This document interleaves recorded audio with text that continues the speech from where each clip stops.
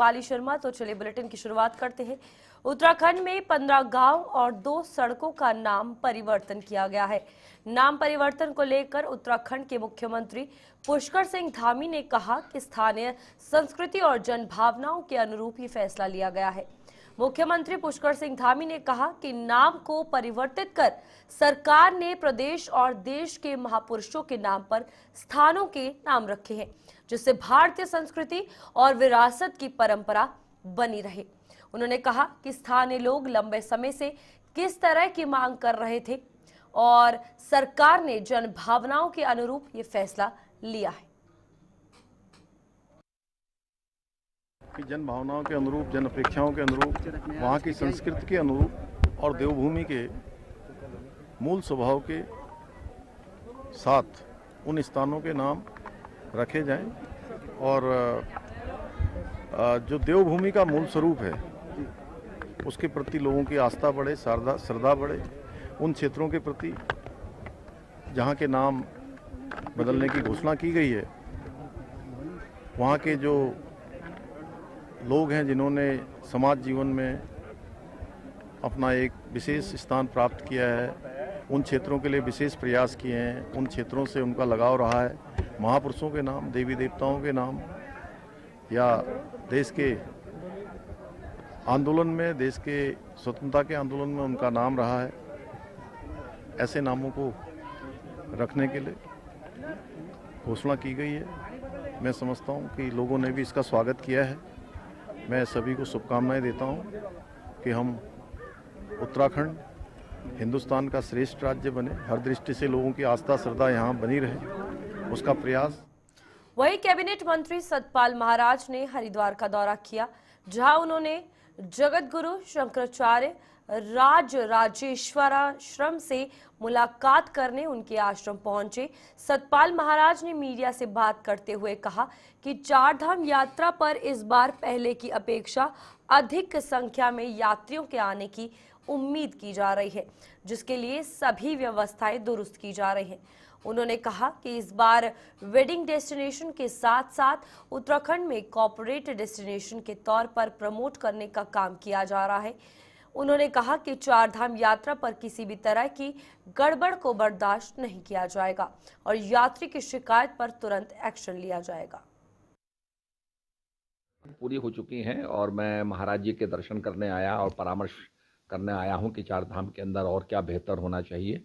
निश्चित रूप में हम चाहेंगे कि यात्रा जो है सरल और सुगम हो, उसके लिए तैयारियां पूरी हमारी हैं और कुछ इस समय हमारे पास इनपुट्स भी आए हैं, तो उन पे हम विचार कर रहे हैं और निश्चित रूप में यात्रा जो है बहुत अच्छी रहेगी।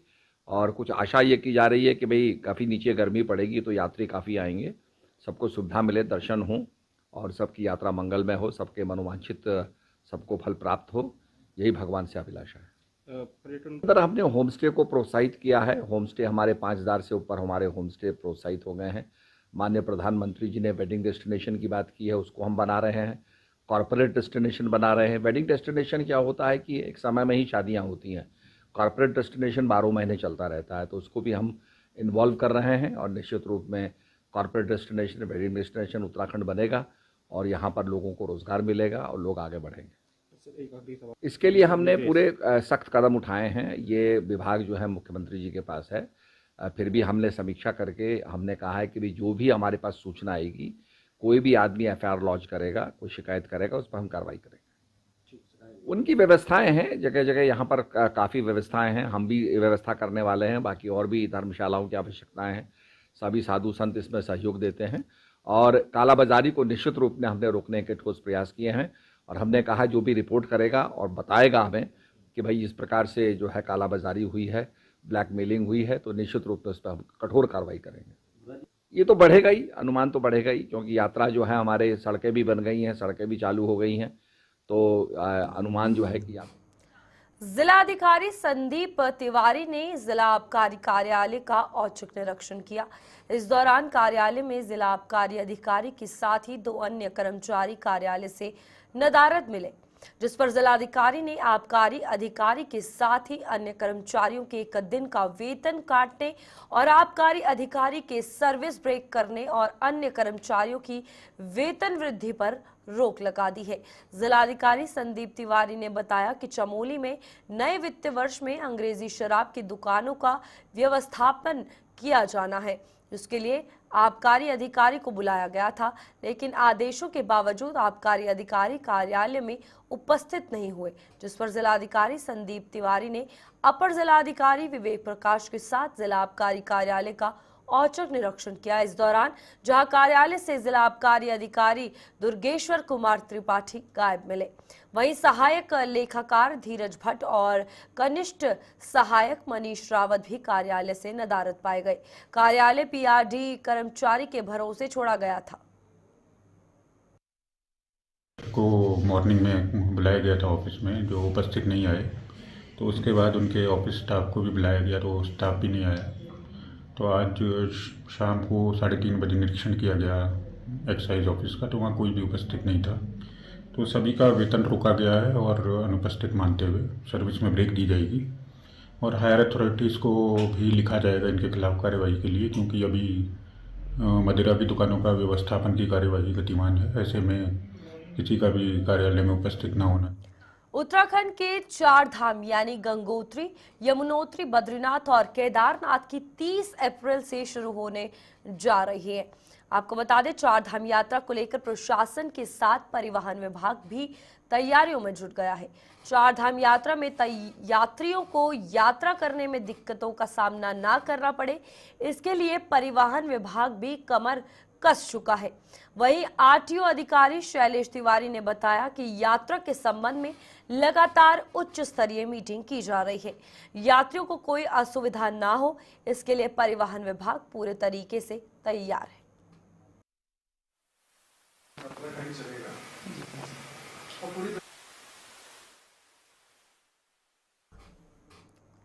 हरिद्वार जिले में 10 गांव के नाम बदल दिए गए हैं।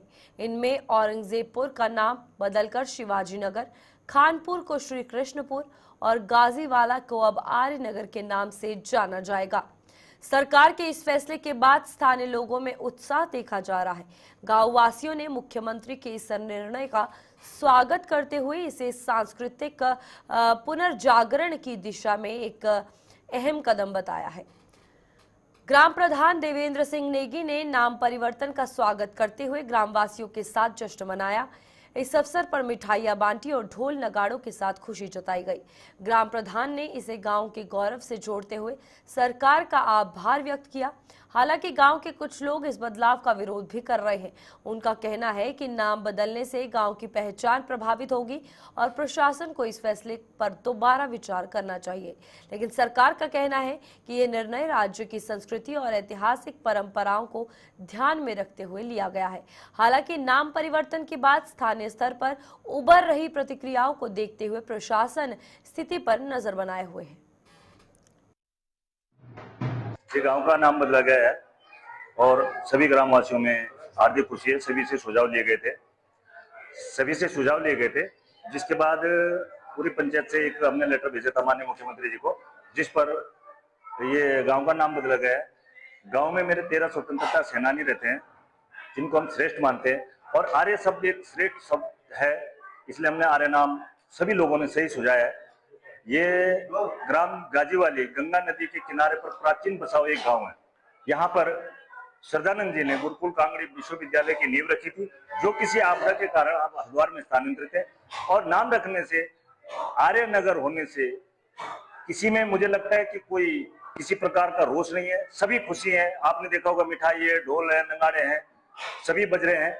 हाँ, कुछ लोग हैं जो पर्सनल राजनीति को देखते हुए वो आरोप प्रत्यारोप लगाने का उनका कार्य है और वो कर रहे हैं। हम सभी ग्राम पंचायत की ओर से माननीय स्वामी जी, माननीय मुख्यमंत्री पुष्कर धामी जी का हार्दिक दिल से स्वागत करते हैं। पहले इसका नाम गाजीवाली था, अब इसका नाम आर्यनगर हो चुका है और आर्यनगर होने से सभी में उत्साह है, सभी में खुशी है। देखिए, मैं आपको एक चीज स्पष्ट कर देना चाहता हूँ। ग्राम सभा गाजीवाली में 14 परिवार स्वतंत्रता संग्राम सेनानियों के रहते हैं और राज्य सरकार ने आनंद फानन में एक आदेश जारी कर दिया कि इस ग्राम का नाम आर्यनगर होगा। यहाँ की ग्राम सभा की जो जनता है, जो यहाँ पर मूल निवासी है, यहाँ के जो पीढ़ी दर पीढ़ी यहाँ चले आ रहे हैं, आप एक बार उनकी इच्छा को तो सुन लेते। अगर यहाँ से किसी जनप्रतिनिधि द्वारा आपको प्रस्ताव भेजा गया तो उसको जाहिर करना चाहिए, उसको ओपन करना चाहिए, उसको प्रकाशित करें और जनता के सामने लाएं। मैं समझता हूँ कि स्वतंत्रता संग्राम सेनानियों से संबंधित अगर इस ग्राम सभा का नाम रखते तो ज्यादा बेहतर होता। आपने खुशी और मिठाई तो देखी है, और जो दूसरी तो विरोध है, अभी तो पूरी ग्राम सभा में मैसेज नहीं है कि आप लोग आ रहे हैं। ये संयोजित तरीके से एक कार्यक्रम रखा गया। इवन मुझे भी जानकारी नहीं थी कि यहाँ पर ढोल और मिठाई भी लेकर के आए, लेकिन हम इसका विरोध करते हैं। अभी आप पूरे ग्राम सभा का समय दीजिए और खुली बैठक रख लीजिए, आपको दूध का दूध पानी का पानी हो जाएगा कि कितने ग्राम सभा के लोग इस नाम से सहमत और कितने खिलाफ हैं। रुड़की सिंचाई विभाग के चतुर्थ श्रेणी कर्मचारी जम्मू प्रसाद की बेटी ने न सिर्फ अपने देश और प्रदेश बल्कि अपने शहर और अपने परिवार का नाम भी रोशन किया है। रुड़की सिंचाई विभाग कॉलोनी निवासी मानसी ने ऑल इंडिया यूनिवर्सिटी चैंपियनशिप की क्योकिंग और केनोइंग प्रतियोगिता में 7 गोल्ड और 1 सिल्वर पदक जीतकर अपने क्षेत्र का नाम रोशन किया है। रुड़की मेयर सरिता अग्रवाल द्वारा उन्हें एक कार्यक्रम के दौरान सम्मानित भी किया गया।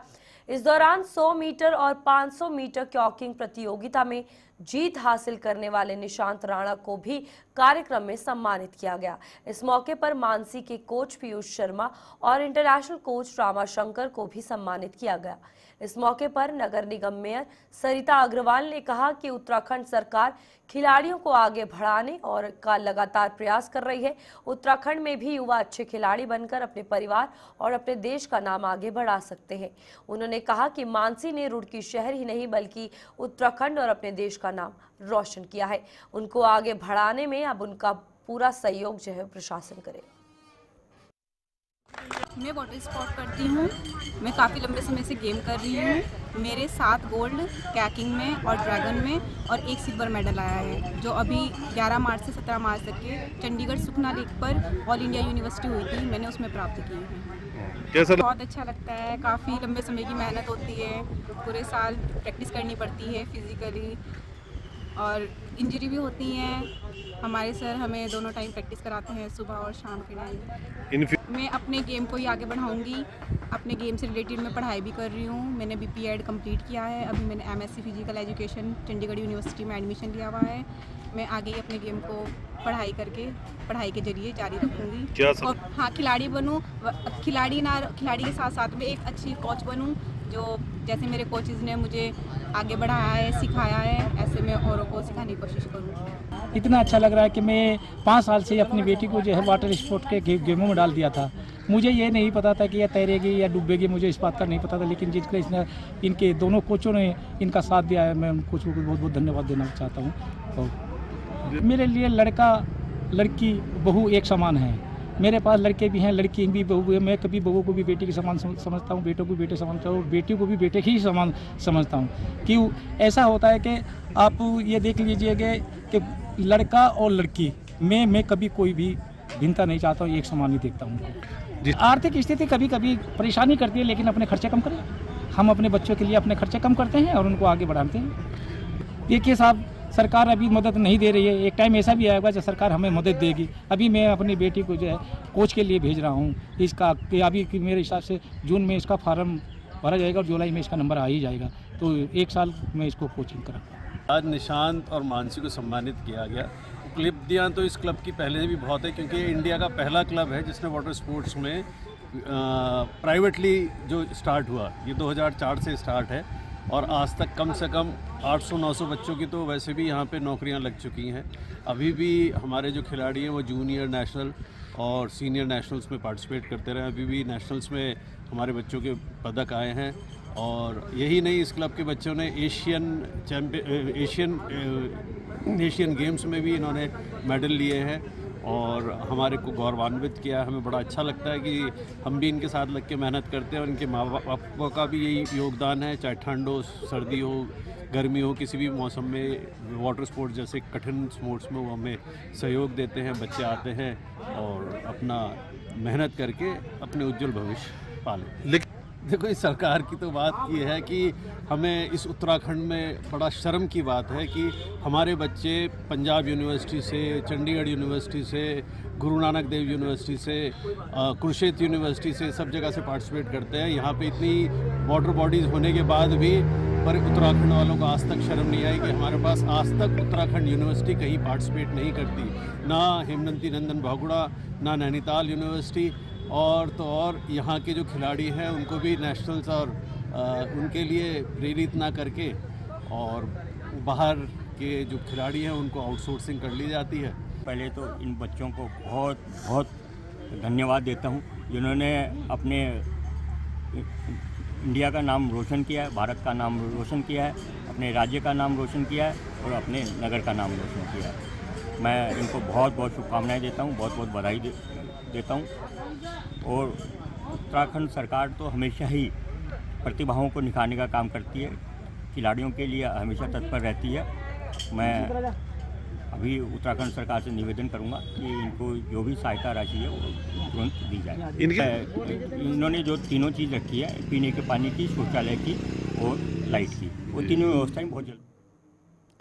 ऋषिकेश के श्यामपुर स्थित अपने आश्रम में आयोजित पत्रकार वार्ता के दौरान चक्रवर्ती यज्ञ सम्राट और सनातन धर्म प्रचारक हरिओम महाराज ने बताया कि उन्होंने केंद्र और राज्य सरकार से 17 दिसंबर को यज्ञ दिवस घोषित करने की मांग की है। उन्होंने कहा है कि देश की हवा जहरीली होती जा रही है, जिसे शुद्ध करने के लिए यज्ञ का आयोजन किया जाना चाहिए। बताया कि अब तक 102 संकल्पित यज्ञ जो है कर चुके हैं और 2 अप्रैल से 133वां जो है ये यज्ञ इलाहाबाद में किया जा रहा है और शुरू होने जा रहा है। उन्होंने बताया कि देश को बचाने के लिए घर घर यज्ञ, हर घर यज्ञ की मुहिम सरकार को चलानी चाहिए। यदि सरकार इस मुहिम को चलाती है तो पूरे देश को इसका लाभ स्वच्छ पर्यावरण के रूप में मिलेगा।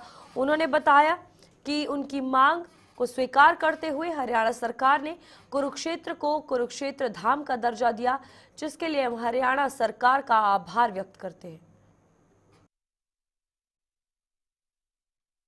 मुख्य रूप से इस कार्यक्रम के जो विशेष नायक रहे मोहनलाल बड़ौली, जो ब्राह्मण हैं और अपना ब्राह्मण कर्म समझते हुए, धर्म समझते हुए उन्होंने पूर्ण रूप से यज्ञ को पूर्णाहुति की ओर ले जाने का कार्य किया और पूर्णाहुति कराया।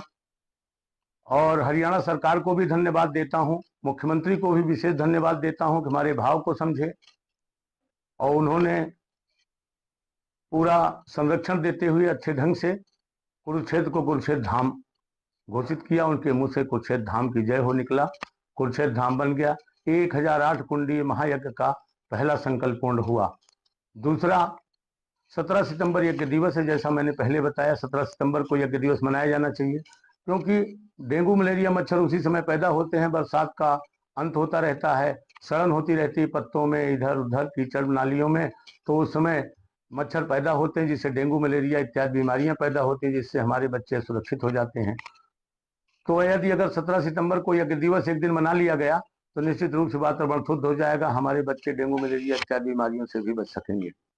अगर योग दिवस मनाया जा सकता है, मेडिटेशन दिवस मनाया जा सकता है, तो यज्ञ दिवस क्यों नहीं मनाया जा सकता?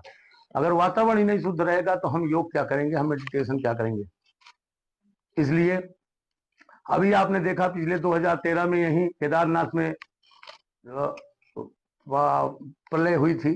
हरियाणा सरकार का तहे दिल से और अपने हरियाणा के प्रदेशवासियों की तरफ से उनका बहुत बहुत धन्यवाद कहता हूँ, जिन्होंने कुरुक्षेत्र को कुरुक्षेत्र धाम घोषित करके प्रमाणित कर दिया। जो गुरुजी का संकल्प था 1008 कुंडी का, जिसके प्रयास में मैं गुरुजी के साथ लगातार 4 महीने से इस गुरुजी के संकल्प को पूर्ण करने के लिए पूरे भारतवर्ष में यज्ञ के माध्यम से, 11 कुंडिया यज्ञ के माध्यम से कुरुक्षेत्र धाम को कुरुक्षेत्र धाम बनाने की कोशिश कर रहे थे।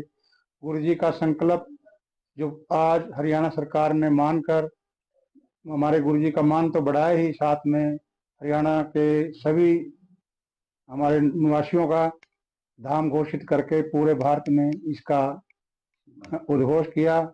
मैं सरकार का बहुत बहुत धन्यवादी हूँ। जगत गुरु त्रिपुरा पीठाधीश्वर चक्रवर्ती यज्ञ सम्राट सनातन धर्म प्रचारक श्री श्री 1008 श्री हरिओम जी महाराज के पावन संकल्प में आपका संकल्प संपूर्ण भारतवर्ष के अनेक अनेक राज्यों में 108 महायज्ञ करने का संकल्प है, जिसमें से अभी आपने देखा कि 102वां 1008 कुंडी जन कल्याण शिव शक्ति महायज्ञ कुरुक्षेत्र के धाम पर किया गया। संकल्प मुख्य विषय 3 था। पहला यह संकल्प था, पूज्य गुरुदेव भगवान कई महीनों से अलग अलग राज्यों में जाकर के, पूरे हरियाणा में जाकर के प्रचार प्रसार करते हुए कि जो कुरुक्षेत्र है ये कुरुक्षेत्र धाम बनना चाहिए। पूज्य गुरुदेव भगवान की मांग थी। कल और या परसों में सीएम साहब ने वहां पे घोषणा करी कुरुक्षेत्र धाम की, तो इसके लिए भी पूज्य गुरुदेव भगवान ने भी बहुत बहुत बधाई दी है। और एक दूसरी मांग ये थी कि जो अन्य दिवस तो मनाए जा रहे हैं, पर पर्यावरण वातावरण के लिए पूज्य गुरुदेव भगवान लगभग 3 से 4 वर्ष से 17 सितंबर को यज्ञ दिवस मना रहे हैं। तो संपूर्ण भारतवर्ष से सभी भक्तों से और सभी राज्यों से ये मांग करते हैं, अगर प्रकृति को संतुलित रखना है, वातावरण को शुद्ध रखना है, तो 17 सितंबर को हम सभी को मिलकर के यज्ञ दिवस घोषित करना ही होगा। तो उसमें से 102 यज्ञ गुरुदेव पूरे कर चुके हैं। उसमें से जो 102वां यज्ञ था, जो द्वापर युग की जो भूमि है कुरुक्षेत्र, वहां पर, तो सौभाग्य से मुझे भी उसमें शामिल होने का अवसर मिला। एक भव्य और दिव्य यज्ञ था और गुरुजी का संकल्प था उसमें कि कुरुक्षेत्र को जो है कुरुक्षेत्र धाम घोषित करें। तो मैं उसके लिए हरियाणा सरकार का, नायब सैनी जी का धन्यवाद करना चाहूँगा कि उन्होंने जो गुरुदेव का संकल्प था कि हरियाणा को जो है कुरुक्षेत्र को जो है कुरुक्षेत्र धाम बनाया जाए, उसको पूर्ण किया। उसके लिए हरियाणा सरकार का बहुत बहुत धन्यवाद और आभार। और जहाँ तक बात है एक यज्ञ दिवस मनाने की, तो हम पिछले 2 वर्षों से गुरुजी के आदेशानुसार हम हर वर्ष जो है 17 तारीख को।